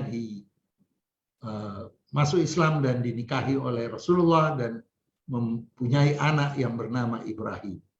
Jadi artinya Ahlul Kitab ini adalah keluarga kitab yang menjadi bagian dari keluarga, yang memperuncing hubungan antara Islam dan Kristen, Islam dan Yahudi. Itu adalah pengalaman sejarah. Dan pengalaman sejarah ini pada umumnya adalah disebabkan karena banyaknya pertikaian, pertempuran, dan sebagainya. Dan itu adalah tren masa itu untuk meluangkan, membungkam lawan, dia menyerang daerah. Contoh yang sangat aneh adalah Kristen Romawi, dia menyerang umat Islam untuk mendapatkan kembali Yerusalem pada waktu itu. Pada saat salah satu daripada ekspedisinya tidak berhasil, akhirnya dia menyerang Kristen Timur. Jadi artinya perang itu menurut sejarawan pada masa itu adalah the diplomacy of the the day. Jadi orang berdiplomasi dengan perang untuk menguasai. Ini yang menjadikan problem dengan adanya pemuka agama baik dari Islam maupun dari Kristen yang sama-sama mencerca satu sama lain disebabkan karena perang-perang yang begitu berkobar. Bayangkan perang salib itu hampir 200 tahun. Jadi kita harus dapat kembali kepada Al-Quran. Bagaimana Al-Quran menyapa dan memberikan atribut kepada orang-orang Kristen. Karena pada masa Nabi itu orang Kristen tidak pernah mengingkari janji. Jadi dikatakan bahwa orang Kristen itu sangat dekat ke hati orang Islam karena di antara mereka ada pemuka agama, ada pendeta, dan mereka itu bukanlah orang-orang yang arogan. Sebaliknya kepada Yahudi, dia Al-Quran mengecam karena apa? Karena Yahudi, konteks sejarah pada waktu itu, Yahudi di Madinah ini sudah hampir menguasai Madinah untuk menjadi kekuasaan Yahudi. Tahu-tahu Nabi Muhammad datang dan menciptakan suatu komunitas yang inklusif. Dia datang dan mengatakan bahwa afsyus salam, mari kita damai semuanya. Semua suku-suku, kabilah, baik Arab, Yahudi maupun lainnya yang ada di Madinah, mari kita bersatu dan mengikat janji untuk memproteksi Madinah sebagai negeri kita yang inklusif ini. Madinah pada waktu itu, waktu Nabi datang, orang Yahudi adalah bagian dari Madinah. Tetapi runyamnya dan akibat daripada pengingkaran janji, yaitu ada persekongkolan antara kelompok Yahudi tertentu, bukan semua Yahudi yang di Madinah, tapi mayoritas dari mereka itu bersekongkol dengan musyrikin Mekah untuk menyerbu Madinah, untuk menghapus Islam dari Madinah. Disitulah turun ayat yang mengatakan bahwa orang Yahudi ini lain dibandingkan dengan orang Nasrani. Harus selalu kita mengikuti konteks ayat. Jangan dianggap bahwa karena ayat itu mengecam Yahudi pada waktu itu, lalu pada hari ini kita juga menganggap Yahudi adalah musuh Islam yang selama-lamanya. Di antara ahlul kitab ada orang-orang baik. Itu juga di dalam Al-Quran. Jadi kita harus objektif di dalam berhubungan dengan ahlul kitab. Ahlul kitab ini adalah bagian juga dari kita. Karena kita semuanya berasal dari Nabi Ibrahim. Dan Nabi Ibrahim itu bukan orang Kristen, bukan juga orang Yahudi, tetapi hanifan musliman. Punya jiwa yang bersih dan pasrah kepada Allah Subhanahu wa taala. Jadi dalam berdakwah di barat ini, hal-hal yang semacam ini perlu ditonjolkan bahwa sebenarnya kita itu saudara. Al-Qur'an menganggap ahlul kitab, keluarga kitab. Kita itu satu keluarga, dari itu kita boleh kawin, kita boleh makan sembelihannya, itu semuanya di dalam Al-Qur'an. Jadi nyatanya bahwa Al-Quran sangat toleran, tetapi umat Islam yang mengalami goncangan peperangan ini mengakibatkan mereka tidak toleran. Jazakallah khair Pak Alwi penjelasannya. Ini karena tadi menyangkut dengan cerita tentang tadi Ibu Ashraf tentang masjid gitu. Ini kami share sedikit gambar-gambar kondisi masjid kita saat ini sebagai ini ya, supaya kita familiar, insya Allah. Jadi ini sebentar, sudah kelihatan belum ya? Kelihatan, bagus. Alhamdulillah ya. Jadi ini adalah foto masjid kita dari depan. Mungkin Bapak Ibu kalau mau menambahkan penjelasannya dipersilahkan ya. Jadi ini dari depan. Nah, kemudian ini pada saat mulai renovasi ini pada saat kita sudah mengakuisisi, kita buka ruangannya, kita pakai dulu untuk sementara untuk bisa kita pakai untuk sholat. Alhamdulillah kita waktu itu Ramadan Idul Fitri sempat kita pakai, Idul Adha juga waktu itu kita sempat pakai seadanya karena memang belum direnovasi dari gereja menjadi masjid. Alhamdulillah. Dan kemudian bulan kemarin bulan Oktober ini kita mulai renovasi. Ini adalah proses volunteer yang membantu kita mempersiapkan ini tempat dari gereja ini kita bongkar kemudian supaya kita bisa pakai untuk sholat seperti ini tadi. Ini proses sebelum itu. Nah kemudian ini di awal ya, ini masih September ini waktu itu. Nah ini gambar-gambar renovasinya. Renovasi ini di atas di prayer hall-nya yang tadi di utama itu kita bongkar semua di prayer hall-nya. Panel-panel perkabelan dan segala macam. Mungkin Kong David silakan jump in kalau misalnya ada yang mau ditambahkan. Kong David atau kalau Mas udah Ferry. Jadi perkabelannya insya Allah audiovisual, kemudian networking di IT-nya juga sudah kita siapkan, kabel-kabelnya network, IT, kemudian untuk security juga sudah kita persiapkan. Jadi ini kita ganti semuanya, alhamdulillah. Ini masih di ruang utama. Kalau yang putih barusan itu jendela, itu sebelumnya ada gambar Nabi Isa alaihissalam yang kita copot karena memang tidak bisa ya. Sama Bunda Marianya kita copot dan kita serahkan ke gereja di sini. Gereja Indonesia. Iya. Kemudian di depan, yang di depan ini masih kita preserve ini. Kita masih jaga kekhasannya. Nah, ada gambar di sini, kacanya masih kita preserve, masih bisa kita jaga. Kemudian ini yang di bagian bawah, yang multifunction hall, ini di lantai bawah yang insya Allah nanti kita pakai untuk multifunction room gitu ya. Nah, sekarang kita bongkar semuanya, berubah sekali semuanya. Jadi semuanya fondasi, semuanya kita periksa. Ada ini umurnya 150-200 tahun, jadi ketika ada yang perlu diganti kita ganti, kita pastikan insya Allah semuanya aman, perkabelannya kita ganti, kita ini yang baru. Silakan Kong David, silakan jump in ya kalau misalnya. Ya, cuma satu aja Mas Agung, itu kiblatnya itu pas banget ke arah altar ya. Betul sekali. Ya, gitu ya. Jadi alhamdulillah nih kalau saya kembali lagi ke utama tadi, ini tadi pada saat sholat ini, jadi arahnya itu betul-betul persis ini. Arah kiblatnya itu memang di arah depan. Alhamdulillah ini jadi betul-betul arah gereja ini benar-benar ke arah. Tadinya ada tanda salib besar di tengah itu, di tengah tempat kita sujud tadi. Tapi sudah kita turunkan, tapi jadi persis arah kiblat sama dengan altar. Ya. Alhamdulillah. Ya arahnya kiblat ke Yerusalem mereka. Iya. Sama ke timur.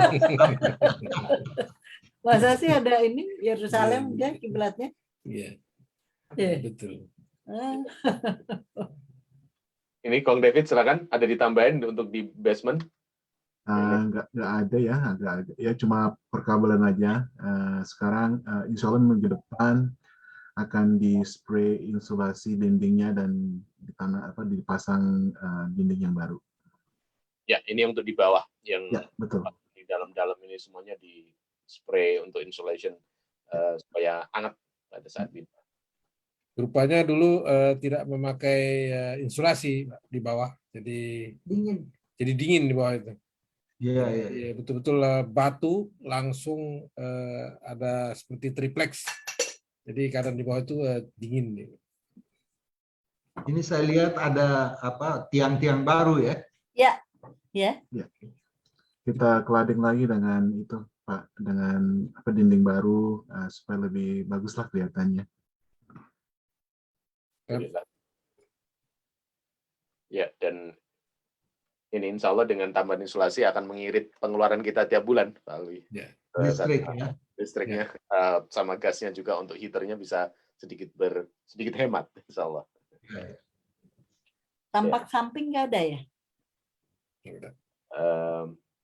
Nah ini IT, jadi kita juga sudah mau mengejar bahwa kita ini sekarang platformnya kan semua IT Wi-Fi. Jadi kita perkuat ini sekarang kemampuan Wi-Fi kita dan IT di sana untuk menggunakan medsos dan juga buat anak-anak untuk menyenangkan kaum remaja juga di sana. Dan juga studio streaming ya Pak ya? Ya, bikin studio streaming juga ya, insya Allah. Alhamdulillah juga kabelnya ini tahu-tahu ada volunteer aja yang menyumbang dan memang berprofesi di situ. Jadi. Ya. Alhamdulillah. Alhamdulillah. Tiba-tiba ada anak muda dari Muslim dari Rusia yang menikah dengan Indonesia. Ya, dan mempunyai keahlian IT sekaligus dia mendonasikan semuanya, insya Allah. Alhamdulillah. Itu memang ada goibnya. Alhamdulillah Pak. Ya, alhamdulillah semuanya. Kalau Tuhan mau dia ciptakan sebab-sebabnya. Ya, Masya Allah. Benar. Mencapai. Baik, ini Pak Alwi ada satu, Mas sebetulnya banyak sekali pertanyaan masih di list ini. Cuman ini mungkin untuk supaya untuk mengebati mungkin satu pertanyaan terakhir gitu Pak Alwi ya. Ini alhamdulillah Pak Alwi sudah bersedia bersama kita 1,5 jam. Terima kasih sekali atas waktunya. Ini mungkin kalau berkenan ada satu pertanyaan lagi yang tidak mau disebut namanya nih ceritanya. Dan pertanyaannya adalah apakah Allah akan mengampuni orang yang hablum minallahnya baik, tapi hablum minannasnya kurang baik. Jadi tidak mau memaafkan kesalahan temannya sampai mati gitu tulisannya. Nah, kira-kira gimana Pak Ali menanggapi? Memang ini pertanyaan yang berat. Nomor satu Allah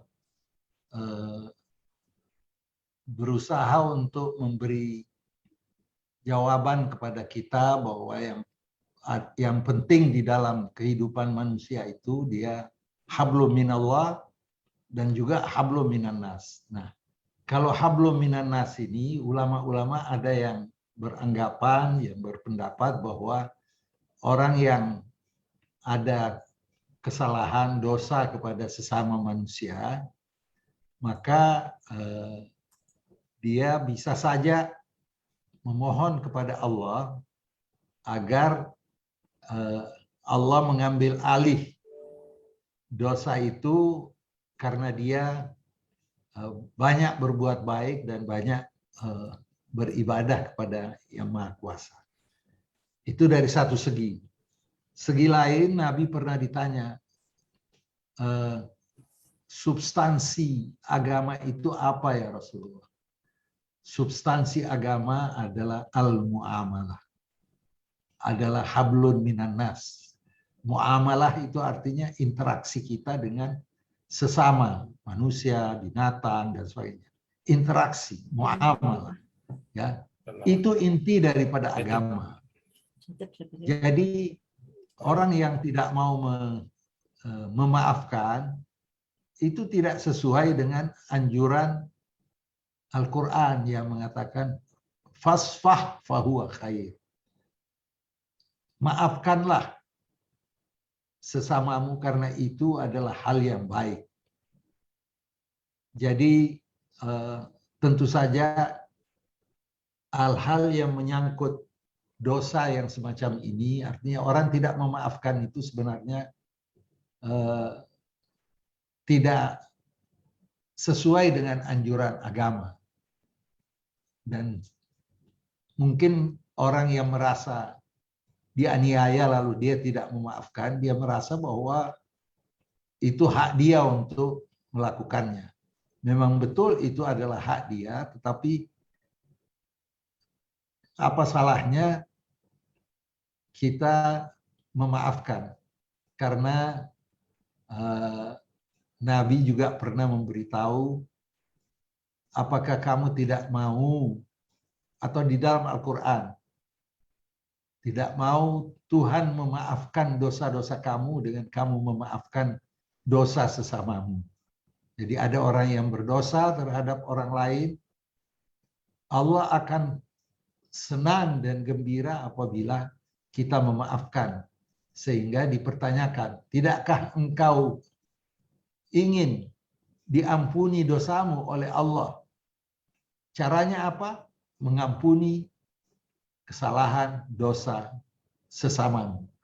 Jadi kita anjurkan siapapun yang ada hal yang di dalam hatinya suatu rasa yang begitu parah, pedih, sepertinya I will never forgive. Ya, dia boleh bilang I forget, but I will never forgive. Itu tidak sejalan dengan anjuran Al-Quran. Jadi kalau kita ingin ridha Allah Subhanahu wa taala, mari kita ikuti anjuran Al-Quran untuk memaafkan.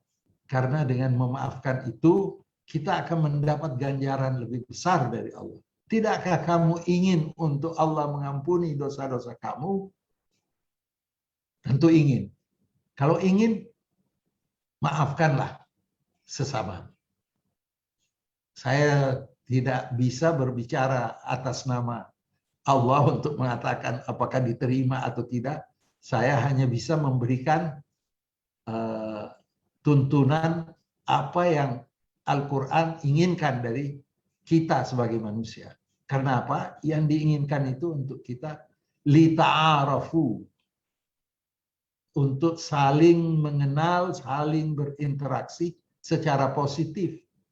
Dan orang yang bersalah itu ya hendaknya meminta maaf. Kalau dia juga tidak mau minta maaf, memang di dunia ini manusia bermacam-macam. Mudah-mudahan dengan jawaban ini yang tadinya tidak mau memberi maaf berubah menjadi mau memaafkan, bukan karena dia yang salah, tetapi karena mengharapkan ridha Allah. Bukan karena kita ingin supaya orang yang menyakiti kita itu jadi terus bebas, tapi kita mengharapkan ridha Allah Subhanahu wa taala. Mudah-mudahan ada manfaat. Terima kasih Pak Alwi. Kata kuncinya adalah mengharapkan ridho Allah ini sebagai pengingat kita semua, insya Allah. Ini tadi saya balik lagi sedikit ini Pak Alwi tadi karena membicarakan tentang program mu'alaf tadi yang Mbak Ancel adalah berbicara dengan Bu Asraf tadi tentang after sale service gitu. Tentang after sale service ya, ini ada kita share sedikit foto tentang usaha Mbak Ancel. Alhamdulillah Mbak Ancel ini sudah sering aktif di program mu'alaf dan alhamdulillah berhasil mensahadatkan gitu ya beberapa teman kita untuk menjadi mu'alaf. Insya Allah menjadi pengingat Mbak Ancel juga untuk selalu mengingat tentang after sale service untuk tetap berada di jalur Islam. Dan ini kami tadi minta izin untuk di-share fotonya. Ini adalah salah satu yang dilaksanakan ini. Ada fotonya pakai ini ya, pakai kaos AICT. dan ini bersama dengan rekannya Mbak Ancel ini, alhamdulillah. Jadi mungkin sekedar itu untuk mengingatkan kembali lagi after sale service ya Mbak Ancel. Gitu. Insya Allah. Baik, ini alhamdulillah sudah lebih dari 1,5 jam dan masih ada banyak pertanyaan, dan mohon maaf Bapak Ibu sekalian, kami tidak bisa menanyakan semua pertanyaannya karena nanti nggak akan selesai. Ini kita sudah berbahagia sekali nih Pak Alwi dan Ibu Asraf telah bergabung lebih dari 1,5 jam. Untuk itu mungkin kami mohon untuk closing statement. Barangkali ada yang ingin disampaikan dari Bu Asraf dan Pak Alwi, closing statement kepada kita semua agar kita selalu istiqomah memakmurkan masjid kita ini. Alhamdulillah, insya Allah semoga kita tetap selalu istiqomah dan tetap semangat gitu untuk istiqomah menyatukan semuanya, bersemangat mencari ridho Allah dan fokus dalam memakmurkan masjid yang sudah berada di tengah kita ini. Kami persilakan Pak Alwi dan Ibu Asraf, mungkin kami mulai Ibu dari Asraf dulu lah. Mari Bu Asraf. Masih mute ya sebentar. Mute. Alwi, saya pendengar murid yang setia. Silakan. Mungkin ada satu hal yang ingin saya pesankan kepada kita semua adalah keteladanan tadi. Kita sering mendengar bahwa salah satu sebab orang-orang, khususnya orang Barat, melihat Islam ini tidak menarik adalah di antara mereka selalu ada perselisihan, percekcokan, perkelahian, hujat-menghujat atas nama agama.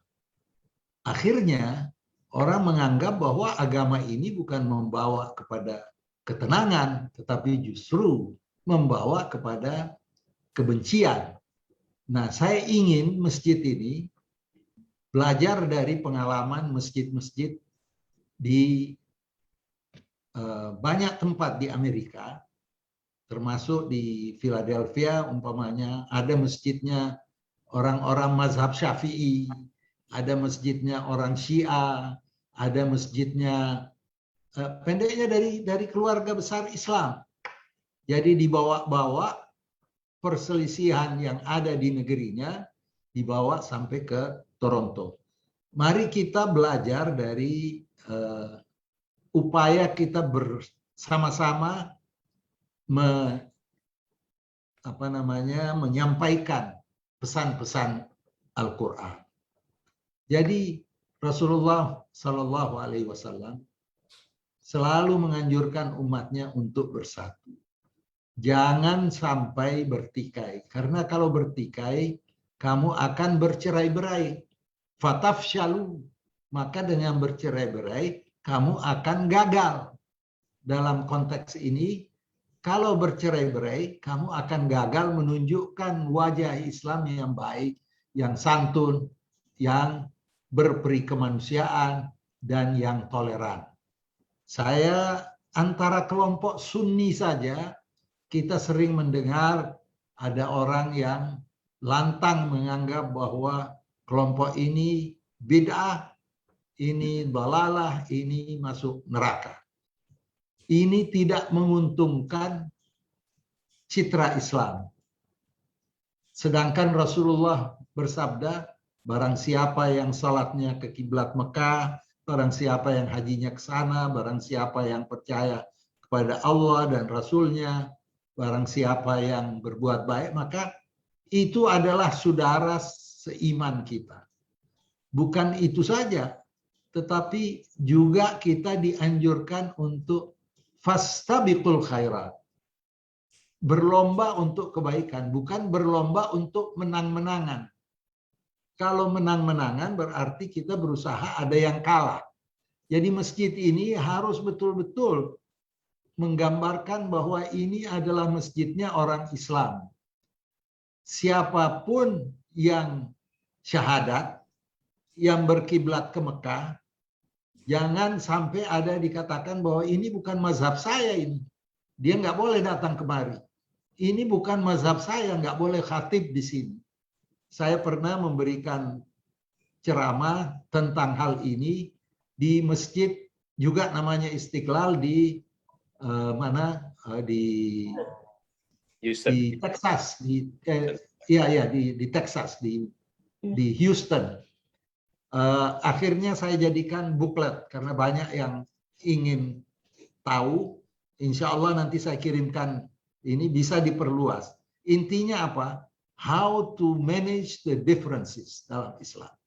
Jadi jangan kita mau mengajak orang luar masuk, tetapi kita membendung orang dalam untuk tidak masuk. Jadi jangan sampai umpamanya, wah ini dari Pakistan ini Wahabi ini, oh ini dari Iran ini Syiah ini. Yang penting Islamnya satu. Kita tidak mempersoalkan perbedaan pandangan. Yang penting ajaran Islamnya adalah ajaran akhlak Rasulullah dan akidah yang bisa dipersatukan satu sama lain.